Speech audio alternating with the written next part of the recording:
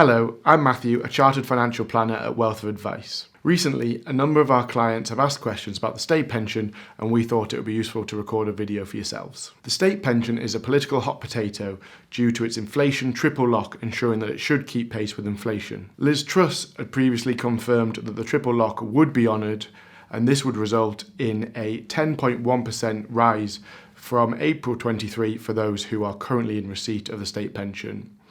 With the change in political leadership, we'll wait to see if Sunak and Hunt will honour this. So, what is the state pension and how much can you get?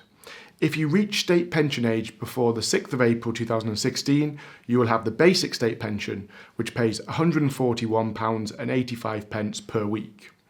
If you reached or will reach the state pension age on or after the 6th of April 2016, the maximum new state pension is £185.15 per week.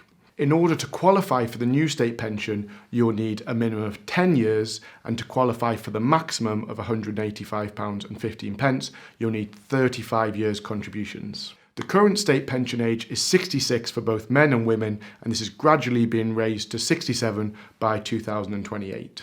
If you are not yet at state pension age, it makes sense to get a state pension forecast and see how much you are on track to get. The easiest way to do this is to go to www.gov.uk/check state pension and to log in with your government gateway. We'll put the link in the description below and a description of how you can do this. A common question we've had from people recently who've checked their state pension forecast is, I've got more than 35 full years, but I haven't reached the maximum state pension. Is there a problem? The answer to this is no. There isn't a problem. It's most likely because you were contracted out of the state pension at some point. Contracting out began in 1978 and ended in 2016, and it allowed people who were paying into a workplace or a private pension to pay less national insurance towards their additional state pension in exchange for getting a higher private pension. If you were in a defined benefit scheme, it is likely that your contracted out pension that's missing from your state pension is essentially in your defined benefit pension scheme. The good news is that having built up extra pension, you can still build up the 35 qualifying years to benefit from the £185.15 per week. For around £825, you can pay for extra years via voluntary contribution. Martin Lewis recently estimated that this could be worth thousands of pounds in extra income. There are lots of ifs and buts because we don't know how long you'll live for, but for the cases that we've looked at, it's always made sense for people to put the extra contributions in and to benefit from the extra income throughout their retirement.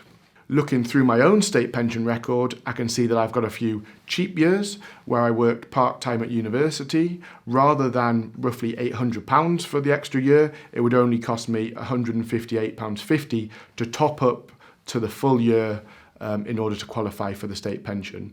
It makes sense to look through your own record and to look for any cheap years if you are considering topping up your state pension. If you get close to state pension age, it becomes more relevant to review your records and to consider voluntary contributions. There are other activities that qualify for national insurance, such as jury service, maternity, paternity, and statutory sick pay. One area that qualifies that's often overlooked is grandparent credits. The government call this adult childcare credits. As long as you're between 16 and state pension age and you're caring for a family member who's under 12 and they're not your child, you can benefit. I won't go into the full rules and details on this video, but if you are retired and are looking after a family member who's under 12, you could consider if you're eligible for that national insurance credit, which would top up your years for the state pension. We'll include a link in the description of how to apply for this in the video description below. Finally, a common question we get is, how do I claim the state pension?